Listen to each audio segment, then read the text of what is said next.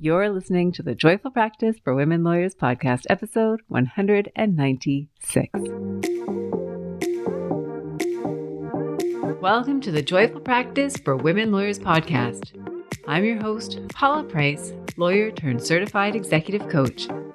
This podcast was created to empower women lawyers just like you to create a life and practice you love.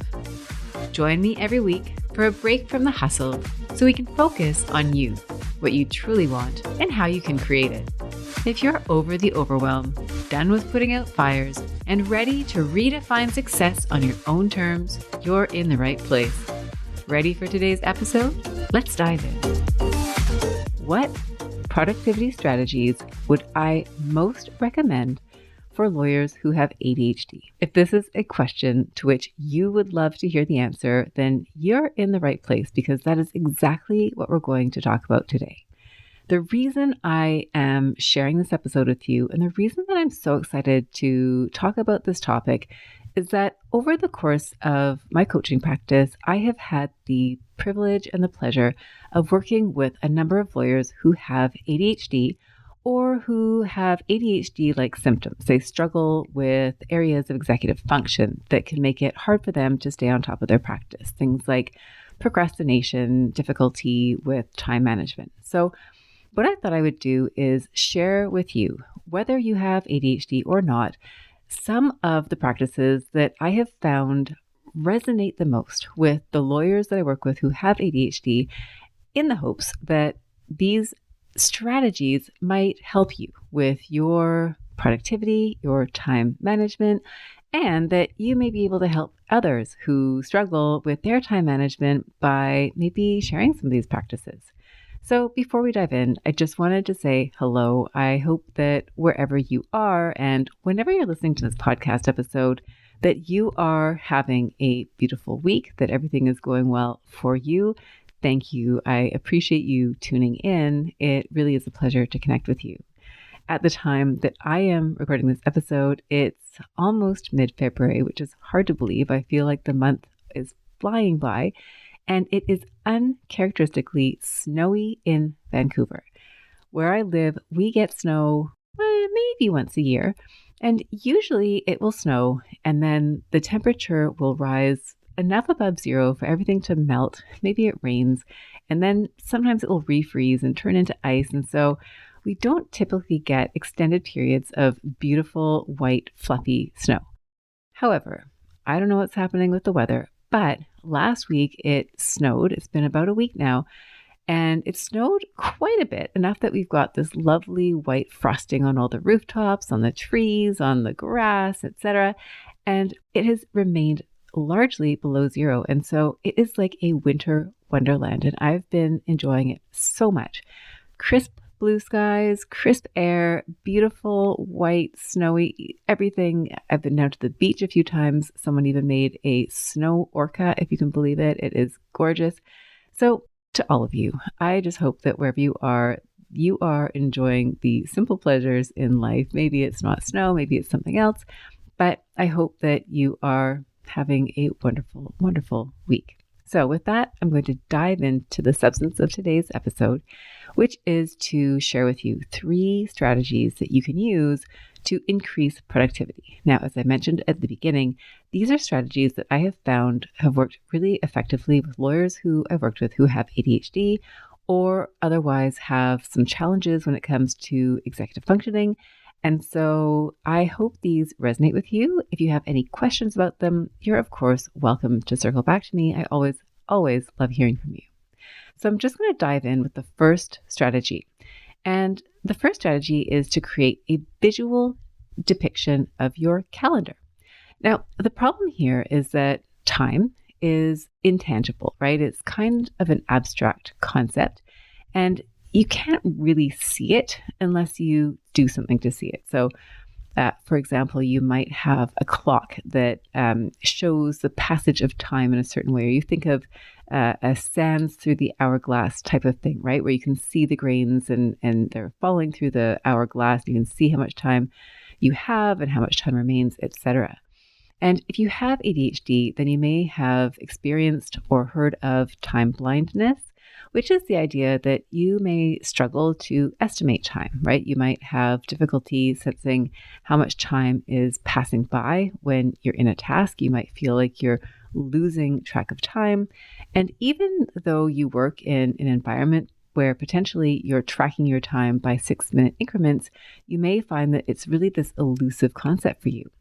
And what that can lead to is that it's very difficult to plan because you don't know how long things are going to take you. You might find that you're overly optimistic when it comes to estimating how long a task is going to take, or sometimes it's the opposite, right? You dread a task, you put it off forever because you think it's going to take you 10 hours. And then you actually get into the task and it's done in a lot less time than that. So that can impair your ability to plan because you don't really have a clear concept of time. You might also find that you have trouble organizing your tasks and prioritizing your tasks because it's like your tasks are surrounding you, right? In a way, I almost think of them like barking dogs. They're all barking and they're all barking really loudly. And it's hard to discern which task is more important because even though they have different levels of priority, different levels of urgency, they all sound the same. They all bark at the same volume. And so if you don't have a clear sense of time, what you might find is you're not really clear on ones you should do first, which tasks are most important, how you're going to organize your time. And so what we want to do here is use a visual depiction of time in order for you to gain a lot more clarity and mastery over how you're going to use your time. So the idea here is that by using a visual, you can actually make your time a lot more tangible. I mentioned before that there are ways that you may already be giving time a bit more of a tangible nature, right? So there are clocks, for example, that will show the passage of time. You may already have calendars that you're using, right? I love having a weekly planner, for example. It's a physical paper planner and it shows a week at a time. And I find that by seeing a week at a time, it gives me a good snapshot of the week. I use my calendar specifically for appointments and due dates so that I can see them all in one place as I'm planning out my week. I love that. For you, you might think about what visual time would look like for you, what's most effective, and that will help you to really visualize time and how you want to plan your week. So I'm going to share with you an analogy that doesn't really have anything to do with lawyering, but it does have to do with using a visual display of your time. And where I would recommend starting with this strategy is to map out a single day, the 24 hours in one day. This is a pretty sobering exercise. The first time I ever did it was actually when I was pregnant with our first child, and we attended this birthing class. And the woman who instructed this class was absolutely brilliant. She really prepared us for so many things. And one of her strategies was to give us a very good sense of what life would be like in the delivery room once the baby was born. And in the latter case, what she did is she had us sit down on the floor and she gave us this chart, right? It was a 24-hour chart. And then she gave us these carve outs, these cutouts of activities, 24 of them actually. And those activities included sleep, feeding the baby, changing the baby, shopping for the baby, all the baby related activities that you could expect. And the exercise was then to take the 24-hour chart. It was kind of like a bar, right? It's like each hour was stacked on top of the other. And then to take these pieces of paper and to slot them onto the chart. So you had 24 pieces of paper and you mapped it out. And this was very sobering because as someone who was about to become a new parent, we immediately saw how, how our days would be very full with the activities related to raising or nurturing, I suppose, a brand new baby. And this exercise was so effective that when we left the course that day, my husband was very panicked and he was like, Paula, we can't do this alone. We have to move into my parents' house when the baby is born, just for a few weeks. Anyways, we did not end up moving into his parents' house, but you can see how the act of looking at the hours in a day and looking at the activities that would go into that day was very sobering, right? It gives you a really clear picture of what is going to happen and when it's going to happen. And so for you, I would recommend doing this exercise with your workday, right? To actually sit down And this is an exercise that I've done with my clients where it's really effective because you look at your calendar, right? And you may not need a 24-hour display. It might be enough to do, let's say, maybe from 6 or 7 in the morning until 8 or 9 or 10 at night, to give yourself a clear picture of your day. And it's not that you're going to be at the office for that entire time or working for that entire time, but to map out the things that you would do in a given day. Now, it's probably most useful to start with where you are, right? To start with maybe an audit of how you spent yesterday, for example. And all you want to do is map in all the things that you've done. So when you woke up, what you did when you woke up. You want to think about time spent eating, food prep, maybe there's exercise in there, some downtime, some social time. You want to put all the different things that you're going to do in a day on that calendar. And what's really impactful for lawyers, especially if you record your time, is decide or to see how within a calendar day, you're going to have enough time on your calendar to generate the billable work that you want to generate. So on a perfect day, assuming that everything went according to plan, do you have enough time and capacity in your workday to meet the billable target that you have? So these are things that you can do. And so what you do then is you map it out and then you can audit your day, right? Are you spending the time in your day the way that you want to? Like when you're sitting face to face with that visual. And if not, what is it that you want your day to look like? And then from that place of where you are, you can actually create a map for the day of what you want your day to look like. Now, for this exercise, I really like to use something like Outlook, where you've got a calendar and you can actually draw those squares on. You can move those squares around, little time blocks for what you're going to do in a day. Include your lunch, include your wake up, include your workout, include a break here or there. And what that does is it just gives you a graphic of what the day is going to look like. Now, a couple of reasons why this can be really effective is that you actually get to see the math of a day, right? And so what you might find is that sometimes you start your day and you're just kind of flying into it and thinking, okay, I'll just get everything done. And you don't really give yourself a plan for how you're going to get it done. You just kind of, it's almost like you're burying your head in the sand. You don't want to acknowledge that there are hours in a day and that, there are things that are going to happen besides work. So when you're sitting face to face with your calendar with a visual image of the day, you actually get to see it. And then that will help you understand better how you can actually structure the time in your day to accomplish what it is that you want to accomplish, and to realize that maybe there's more that you want to do than you can get done in a single day. So that can be really effective. And when it comes to actually mapping out your day, here are some strategies that I recommend. I would invite you to map out your day, map out your week if you can. I mean, start with a day. And what you might also ultimately want to do is build yourself up to a week. Now, it doesn't have to be that every week is accounted for hour by hour. That's probably a lot, especially if you're starting from not doing this at all. And what you want to start looking for are some of the patterns or things that you do day to day. So if you're blocking out your day, for example, I would invite you to start with your anchors, right? What are the things that typically happen on any given day? And some easy ones. You typically wake up, you typically start your work at some point. You may take a lunch break every day. You may have an afternoon walk that you go for. You have the end of your workday and you have the end of your day, right? Your bedtime. So you can start by sketching in some of those anchors, and that will give you structure to the rest of your days so you can start building those other things in. You might look at repeat tasks, right? So much like you brush your teeth every day, probably in the morning, probably at night, maybe you even brush your teeth sometime in between, you're never going to stop brushing your teeth. And at work, likely you've got some tasks that are just like that. Email is the first thing that comes to mind. You can deal with your email daily and it is going to come back day after day. So you might think about where would you want to put on that calendar some of those repeat tasks, those emails, right? There's a lot of lawyers that I work with find it really helpful to start assigning time blocks to when they are going to check their emails so that the time is set out in their day, that time is accounted for, and they know, for example, that they are on top of their email, that there are regular times they're going to check it. Now, other things that you might do if you are moving beyond your day, right? I'm thinking about you've got an image in your mind of that one calendar day, how you can ultimately structure that to serve your goals most efficiently.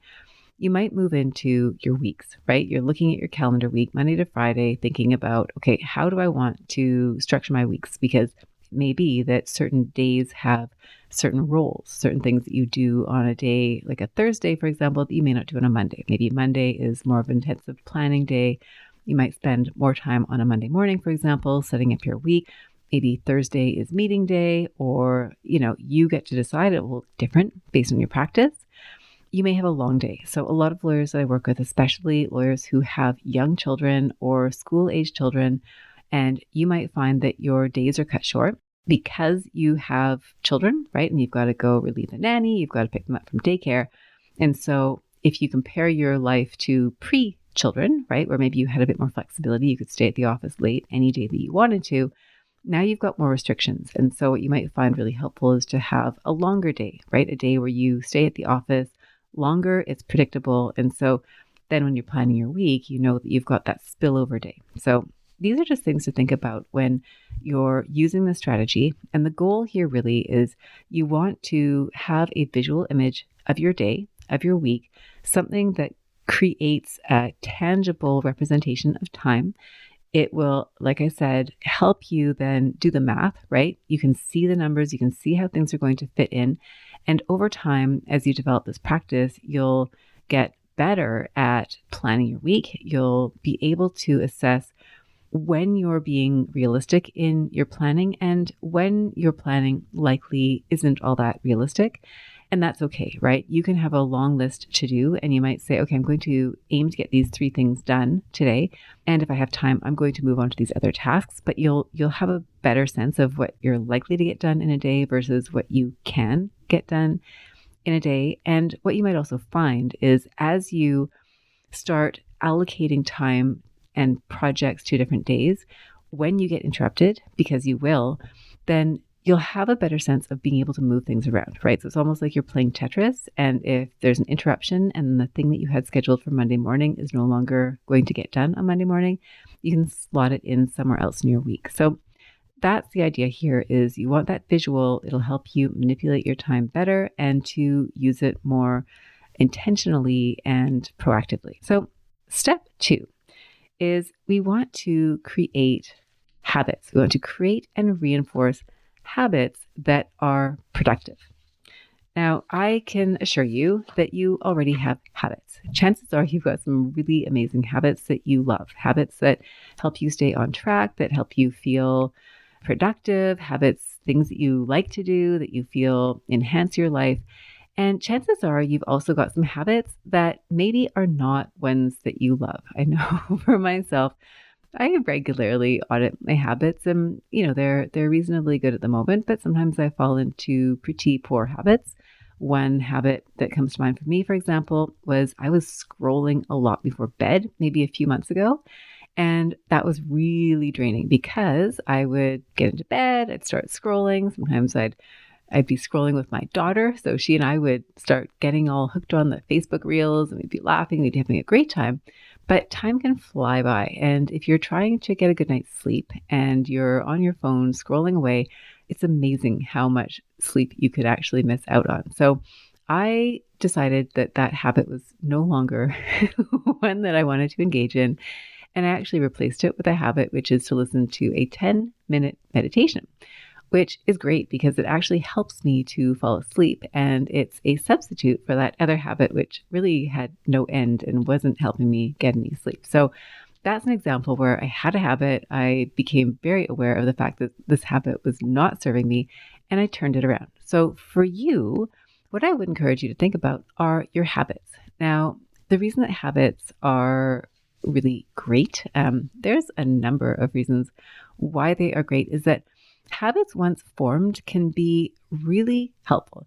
So your brain wants to be efficient, right? So when you do something over and over and over again, instead of it being something that is a conscious thing that you choose to do, it gets almost down regulated and it becomes something that is almost innate.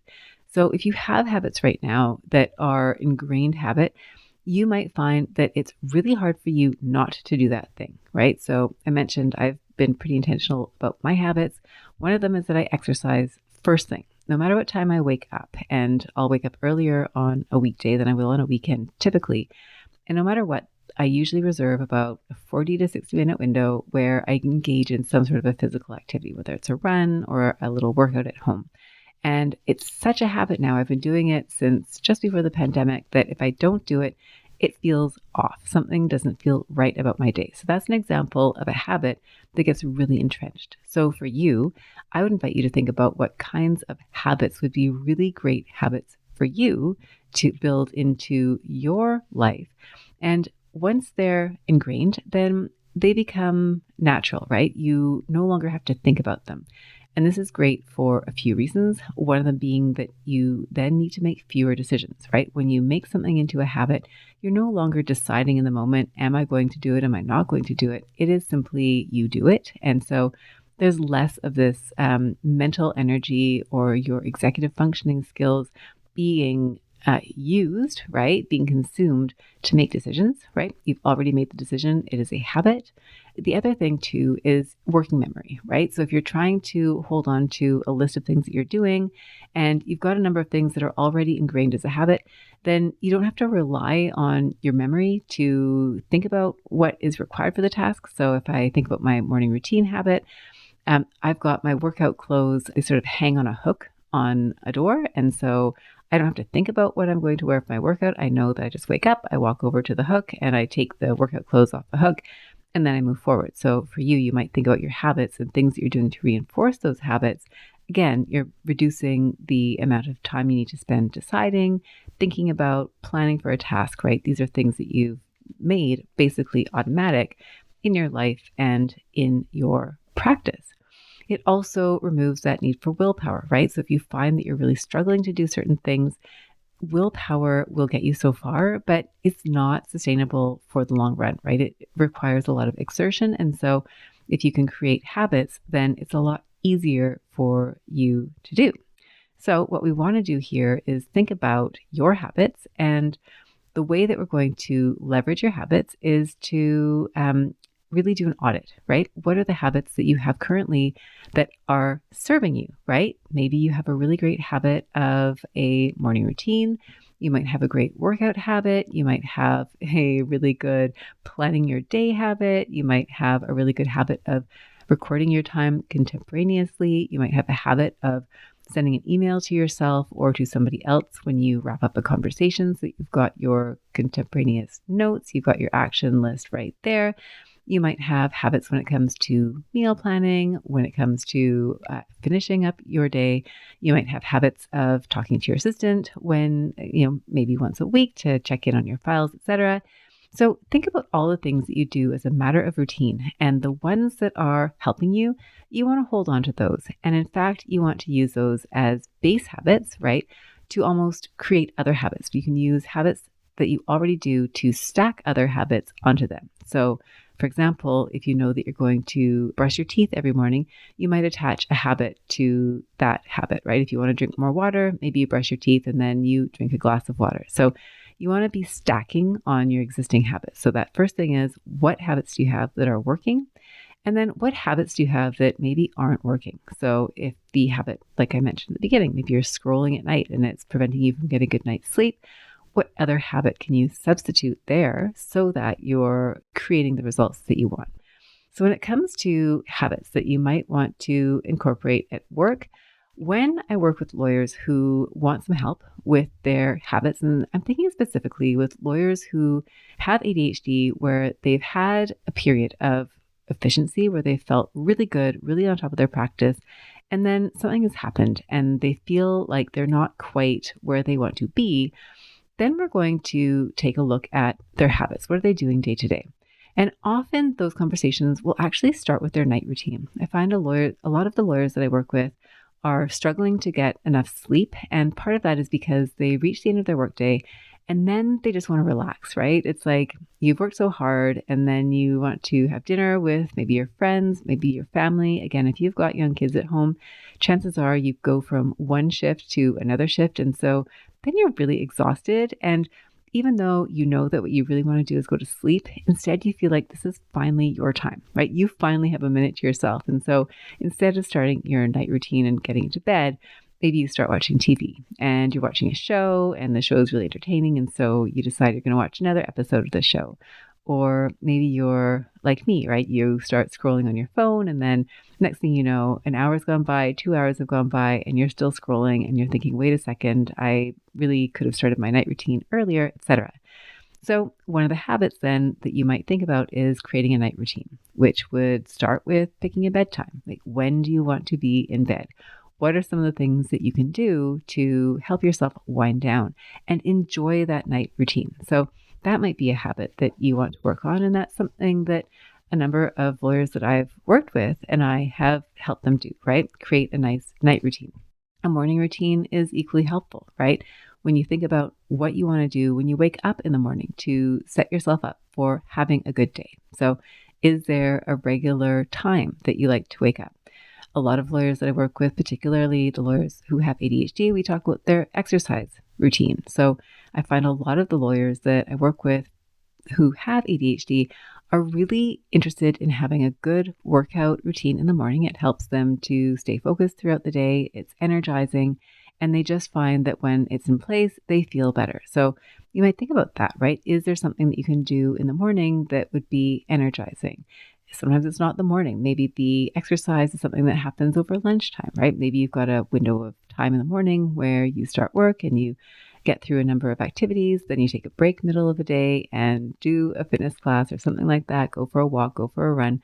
So again, you're wanting to think about some of the activities, not even necessarily routines that would take place in relation to your professional work, but habits, personal routines that would help you have the energy and focus that you need in order to be effective at work. So other habits that fall outside of the work window, again, it might be your screen habits, your exercise habits, your eating habits. So are you giving yourself enough sustaining, nutritious food? Are you planning your meals? For myself, I've got, as I've mentioned many times on the podcast, I've got 2 kids at home. And so pre-kids, I did not have to have too much planned by way of food or anything like that. Whereas now I'm pretty disciplined about it because I have to be, right? So I do my meal planning on Sunday. I do my grocery shopping in advance. And, we largely know what we're going to be eating in a week. I'm fairly routine when it comes to lunches and all that. So if that helps you, then you'll want to do that as well, right? Think about how you might be planning out your health, your meals in advance. You might also want to be thinking about your downtime. So what are the things that you can do that are restorative and how can you create routines around that? Now, at work, again, we want to be thinking about how you can create routines, things that you're going to default to automatically so that you're not reinventing the wheel every time. Again, that's exhausting for your brain to have to make decisions and come up with a new plan every day. So this goes back to what we talked about before with that visual for your day, right? I talked about planning and having anchors, for example. Let's go back to those here too, right? You want to have things that are going to happen routinely every day that you don't even have to think about, right? So it's when you show up in the morning, it's the lunch break that you take, and then you want to build around those anchors. So can you incorporate into your schedule time blocks for emails?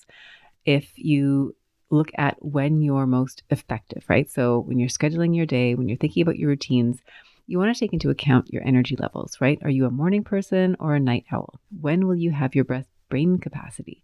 Because you'll want to schedule your tasks that have more thinking involved to a time when you need your best brain, right? So maybe that's an hour block in the morning, 2 hours, 3 hours in the morning. Some lawyers really love to use that pre-lunch window, get started early, burn through all your big thinking tasks. You've accumulated a good chunk of billable hours throughout that time. So that might be something that you're thinking about. How can you maximize that time, right? If you work in an environment where you receive a lot of emails during a particular window of time, or you work in an office and things get really noisy around 9 a.m. when everybody shows up, you might think about coming into the office a little bit early and getting in some quiet time before everybody else shows up. So what you want to do there is think about what's happening outside of you, right? What are the routines that other people have that may affect you?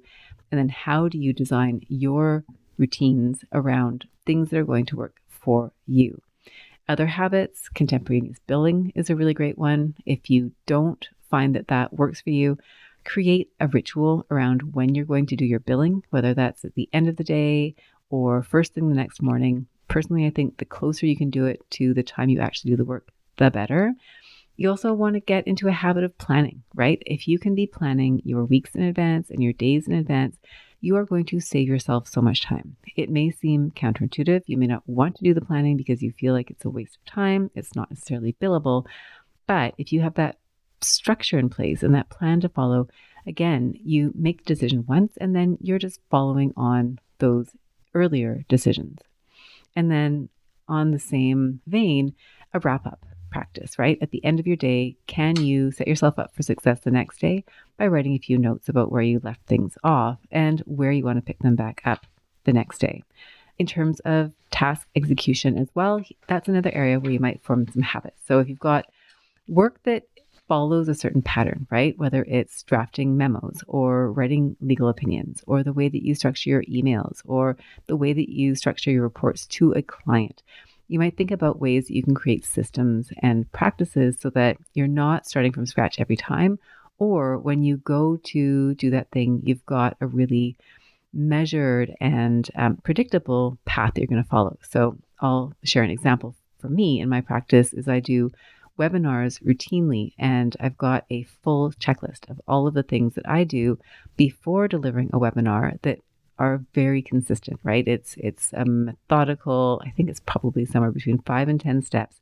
I do it every single time, and it's like a ritual that sets me up to deliver a successful webinar. So you might think about for you, what are some of the things that you do routinely, and how can you create systems and habits so that you're not having to ask yourself every single time, where do I start?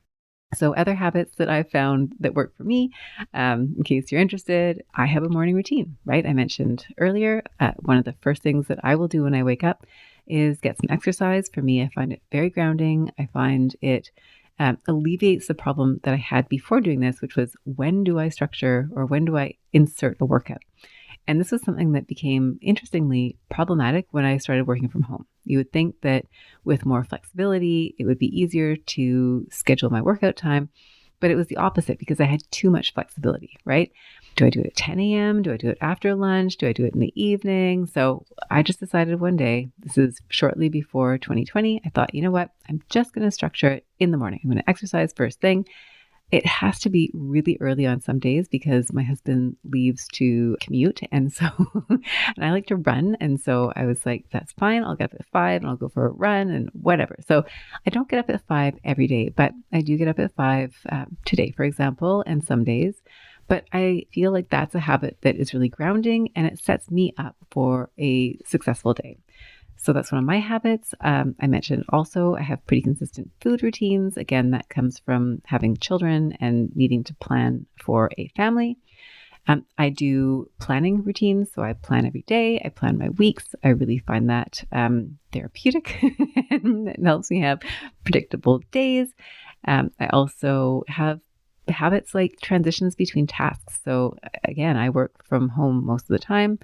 I find doing things like switching the laundry over or grabbing a mug of hot water or walking around the block. These are things that I might do when I'm transitioning between tasks because I like to have a little bit of a mental break, especially if I'm going from one thing that's taxing to another. I like to walk as much as possible and I'll talk on the phone. So I've got my mom that I talk to. I've got some friends that I talk to. So I will do that as a matter of routine. That's one of the things I like to do to unwind. And then in terms of having a later day, I will often have a day of the week. Usually it's Fridays for me because my husband doesn't work Fridays. And so that means I'm not really accountable for too much around the house. So those will be, if I need it, a day where I work longer. So those are some of the routines that work for me. And again, I would encourage you to think about what are some of the habits, what are some of the routines that will work for you? And also, what are some of the habits maybe right now that are not all that great that you want to move away from?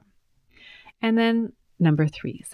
So far, in terms of some of the productivity tips that we have talked about, the first one is creating a visual, right? Giving yourself a visual representation of time, right? We want to take it out of that abstract and create it into a tangible thing that you can see and then manipulate.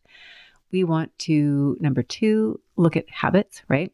The habits are wonderful in the sense that the more that you can develop the habits, the less you need to think about them, the more ingrained they are. And so that frees up your energy to do other things. And then number 3, I would say the third piece of advice that I have shared with lawyers that I work with who have ADHD is that you can expect your systems to fail. Yes, that you can expect your systems to fail, whether it's what we've just talked about or some other systems.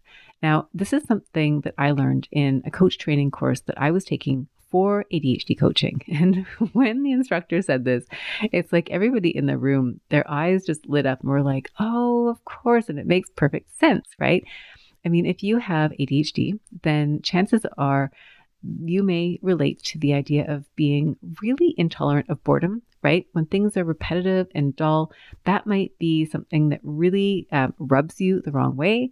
You may also have a really deep sense of wanting things to be novel and exciting. And so if you imagine you've got these routines and they're kind of getting stale, they're kind of getting old, they may no longer work. And what can happen there is that you may have these systems, they're working really well, and then you start to kind of fall off the wagon, right? They start to not work. And what can be really problematic is that when the systems start to fail, you can blame yourself. You can think, oh, I'm so lazy, I'm so disorganized, I can never stick to a plan, I can never stick to a schedule.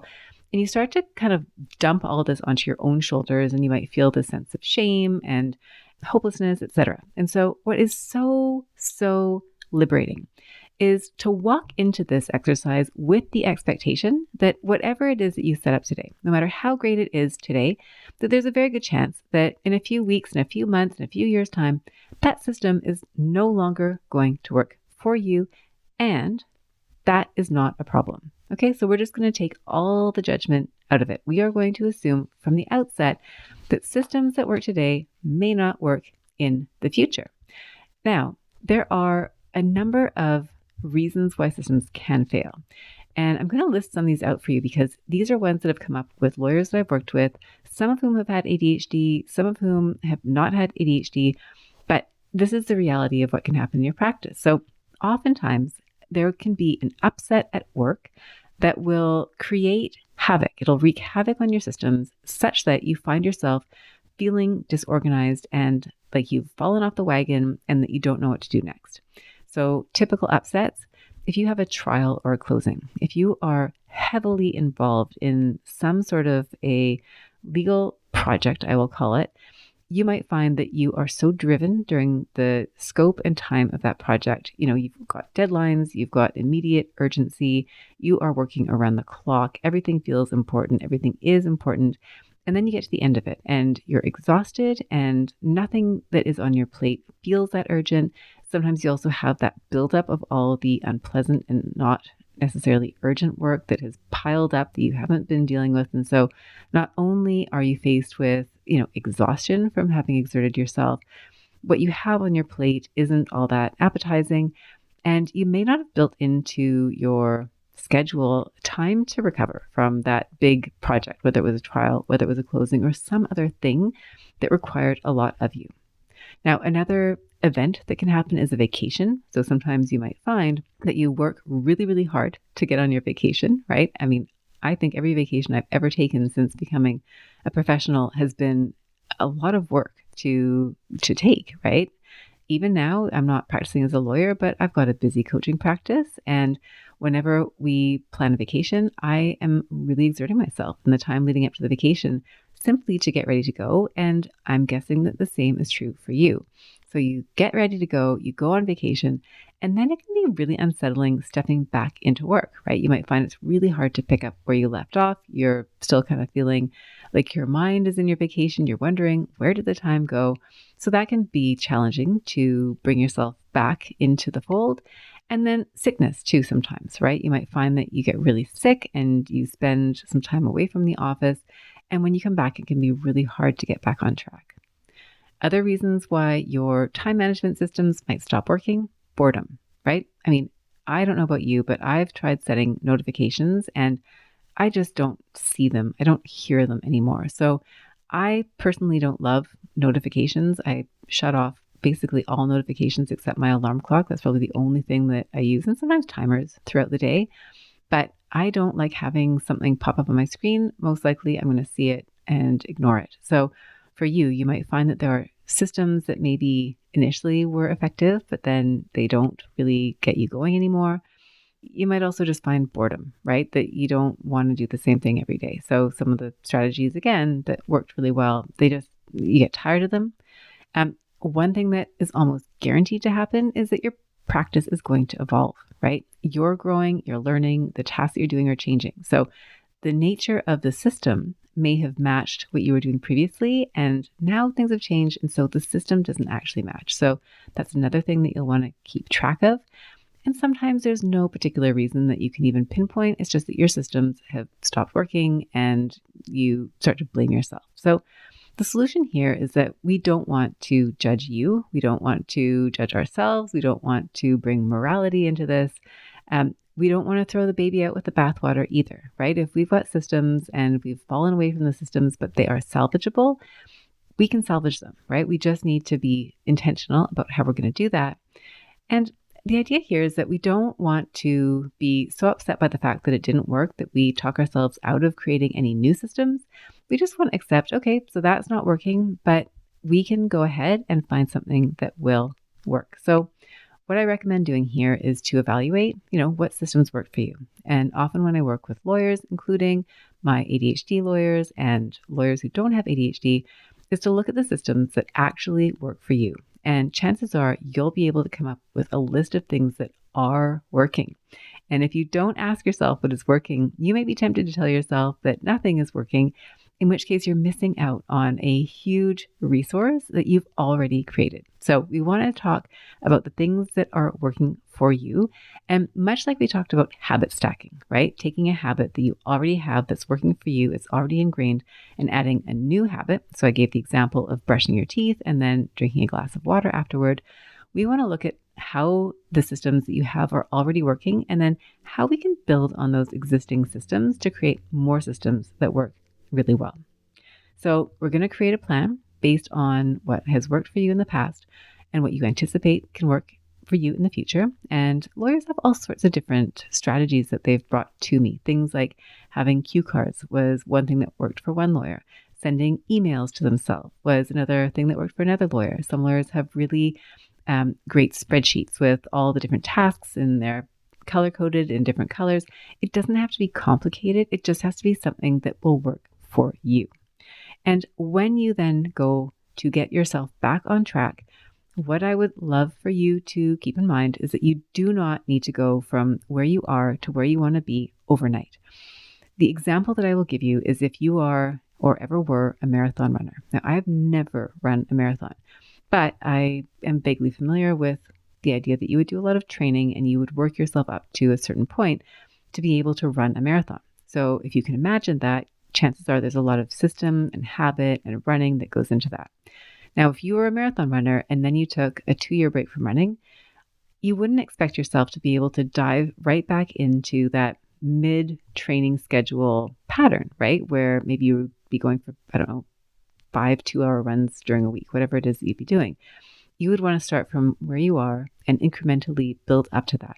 And so the same is true here. So even though you may look back on a time in your practice where you had all the bells and whistles, right? Everything was running super smoothly. It was all coordinated and integrated. That should not be the goal that you start with, right? If it's Friday afternoon and you're like, Monday morning, everything's going to be different, you're potentially setting yourself up for failure, right? If you try to do all of it at once, it's such a stretch from where you are now. It's such a gap. And if you don't manage to reach that goal, right, then you might fall into that all or nothing thinking where you think, well, I couldn't do it, or I did it, but I could only do it Monday. And then, this task came in and everything was thrown off course. And so I gave the whole thing up altogether. We don't want you to do that to yourself. We want to be kind when it comes to reestablishing a routine that works. And so find out what's already working, keep that in place, and then start building on that, right? One thing at a time. And once you feel reasonably comfortable with one thing, then you would add the next thing. So let's say you're trying to develop a habit of exercising in the morning, and you want to do that after you brush your teeth. So maybe you start with brushing your teeth, you add that glass of water, and then you're going to go for a 5-minute walk around the block. That's the idea here. You just want to build a little bit at a time. And then when that feels comfortable enough, then you can add something new until you've worked your way up to the routine that you want. So that, my friend, is what I have for you today. These are some strategies that I have found resonate particularly well with the lawyers that I have worked with who have ADHD. Just to recap what the strategies are, number one is that visual, right? Create a visualization a visual depiction of your time, right? I gave you that example of when we went to the birthing class, right? There's 24 hours in a day. How are you going to spend those 24 hours? This will give you so much clarity over where your time goes. It will give you the math of how you would need to structure your day in order to meet any billable targets that you have. It'll show you that there's going to be time that you'll need to sleep, to eat, to do other activities that make you a human being. There may be downtime on there. So you want to have that visual, and you want to create days that are going to match your goals, right? You want the activities to match what you want. So what you might do here, you might look at your yesterday and what that looks like. You might then ask yourself, what felt really productive there? What would you want to keep? And maybe where did you lose time, right? Do you need to do any adjustments there? What do you want tomorrow to look like, right? What would be the perfect plan for you?